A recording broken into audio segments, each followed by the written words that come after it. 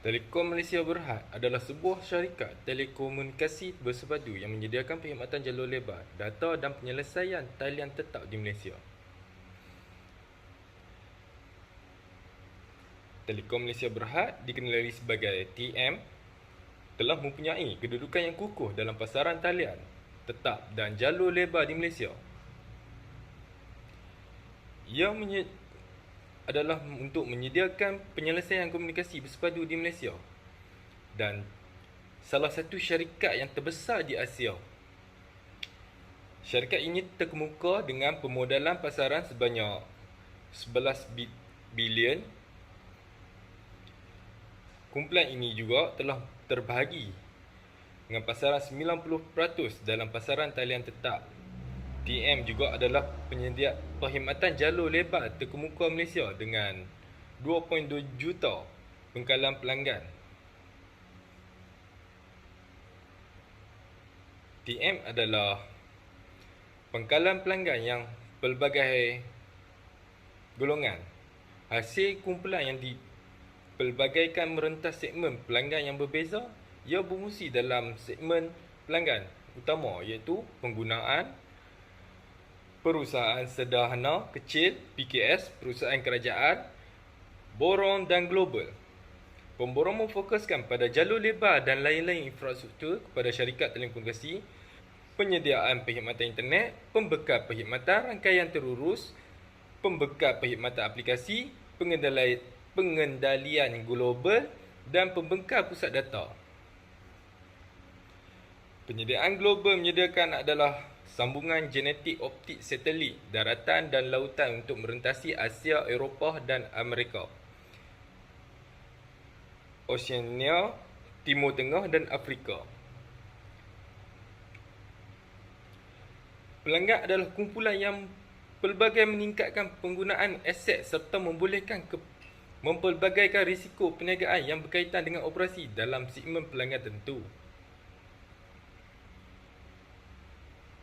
TM juga mendapat pengiktirafan pasaran yang kukuh.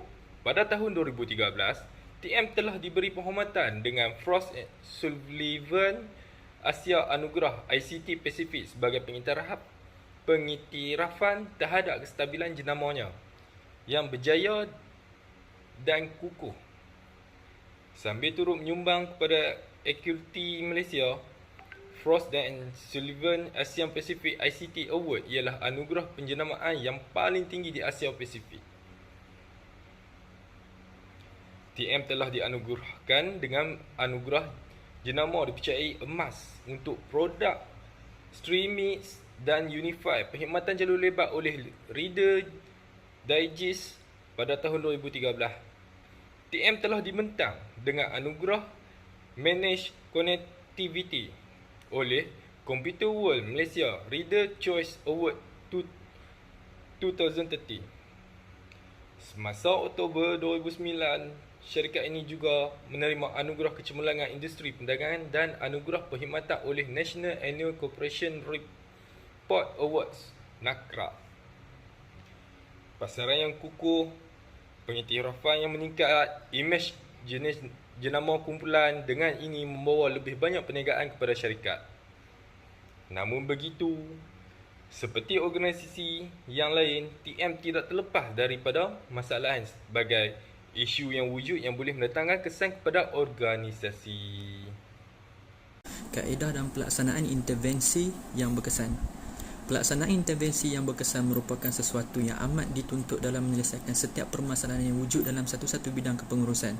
Dalam proses Organizational Development atau OD, proses diagnostik merupakan satu aktiviti penting dalam mencari dan memilih intervensi yang berkesan pada peringkat awalan. Proses diagnostik akan dijalankan bagi memahami secara jelas isu yang wujud dalam organisasi, termasuk sebab dan akibat permasalahan yang wujud. Seterusnya menentukan intervensi atau ejen perubahan yang bersesuaian. Pengurus dan ejen perubahan akan memutuskan tindakan perubahan yang akan digunakan untuk meningkatkan dan meningkatkan prestasi organisasi berdasarkan hasil dan kesimpulan daripada diagnosis ini. Proses diagnostik ini mengandungi model analisa maklumat seperti pengumpulan data, analisa input dan output serta membuka kepada kaedah atau solusi yang mendatangkan peluang yang baik untuk pencapaian matlamat organisasi. Aktiviti diagnostik melibatkan pengumpulan data dan maklumat melalui sama ada temu bual, rujukan terhadap dokumen lama, semakan rekod atau buku laporan prestasi dan pemerhatian minit mesyuarat. Kedua ialah menganalisis, dan ketiganya adalah untuk memberi maklum balas atau hasil kepada pengguna.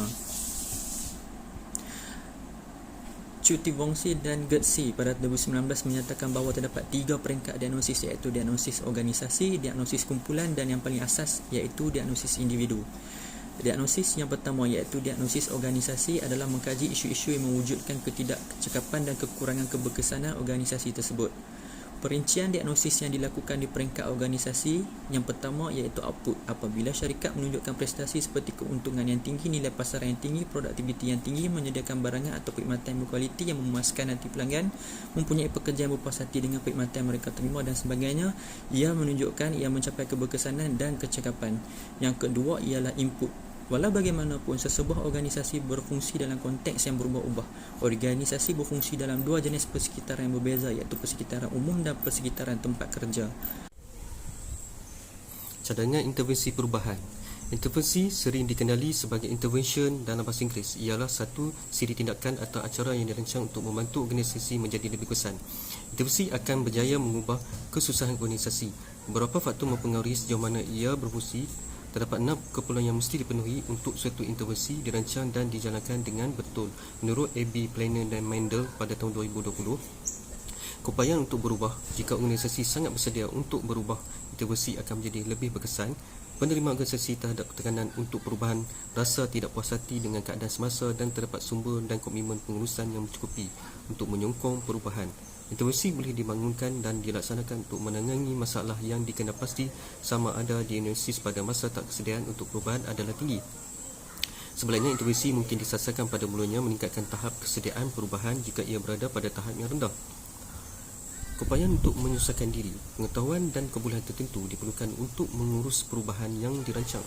Ahli organisasi mesti boleh mengurus perubahan, membangunkan sokongan politik untuk perubahan, mengurus perubahan dan mengekalkan momentum untuk perubahan sebelum mereka boleh mengambil bahagian sepenuhnya dalam reka bentuk intervensi masa depan. Intervensi latihan mungkin diperlukan jika ahli organisasi kekurangan kemahiran ini. Latar belakang budaya organisasi, corak budaya seseorang sangat dipengaruhi oleh budaya tempatan mereka. Oleh itu, intervensi terancang yang bersesuaian dengan budaya tempatan diperlukan agar ia mudah diterima dan dilaksanakan. Campur tangan yang tidak sesuai budaya tidak akan mendapat hasil yang terbaik. Sebagai contoh, jika campur tangan tidak sesuai dengan adat istiadat sosial negara ini, walaupun ia berjaya diterima pakai di negara lain, ia mungkin tidak diterima dengan mesra di negara ini. Keupayaan ejen perubahan. Individu yang berperanan dalam proses perubahan dikenali sebagai ejen perubahan. Ejen perubahan mungkin tidak mahir dalam semua bidang intervensi yang berpotensi. Sebarang campur tangan yang dijalankan oleh ejen di luar bidang kepakarannya gagal. Oleh itu, dia mempunyai kebolehan untuk menyelesaikan intervensi dengan sasaran yang dimaksudkan. Di samping itu, perlu ada kesediaan untuk membuat perubahan tambahan dan meminta bantuan daripada orang lain untuk melaksanakan inisiatif yang di atas kemampuannya. Singular dan Gasviani pada tahun 2020.